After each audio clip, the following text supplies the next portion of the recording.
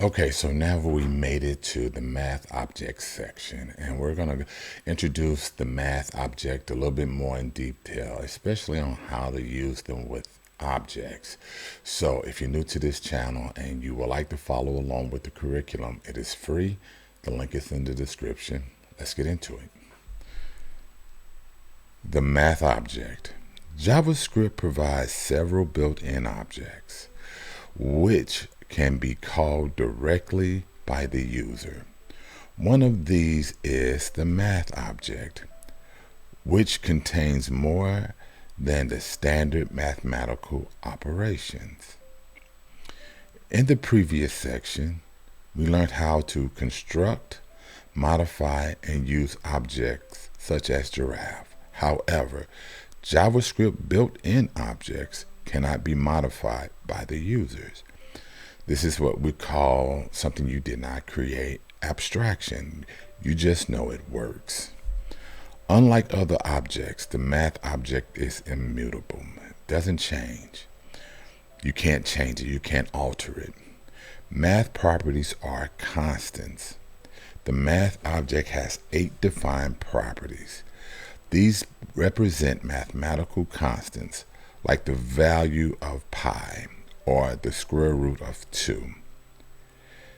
Instead of defining a variable to hold as many digits of pi as we can remember, JavaScript stores the value for us.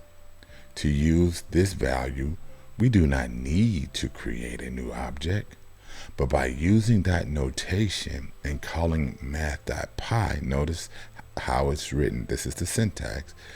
Math.pi, capital letters, we can access the value of pi. So if we console.log math.pi and then console.log math.pi times 4 and console.log math.pi plus math.pi, these are the outputs. This is the results that we get. Now, as stated above, the properties with the math cannot be changed by the user. As you can see, if you try to reassign it, it's not going to work, as you can see. So what does that mean?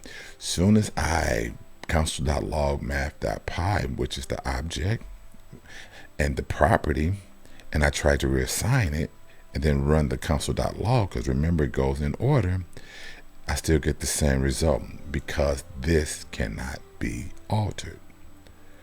To use one of the other constants stored in math, we replace pi with the property name sqrt, which stands for square root of 2. Stores the value for the square root of 2. Notice again, they're all properties. Like how do you identify a property? You identify a property because it does not have parentheses and it's on the right side of the dot. That's how we know what a property and the difference between a property and a method. Other math properties. Besides the value of pi, JavaScript provides 7 other constants. Here's a link. Click on it. Go and look at it and get familiar with it and bookmark it. How useful you find each of these depends on the type of project you need to complete. More powerful uses of the math object involves using methods, which we will examine next. Okay, that's the end of this section. Pretty quick section. I don't really have a lot to elaborate on in this section, so I'm going to stop the video here and we're going to go into the next section. So remember, the more you do, the more you improve. See you in the next one.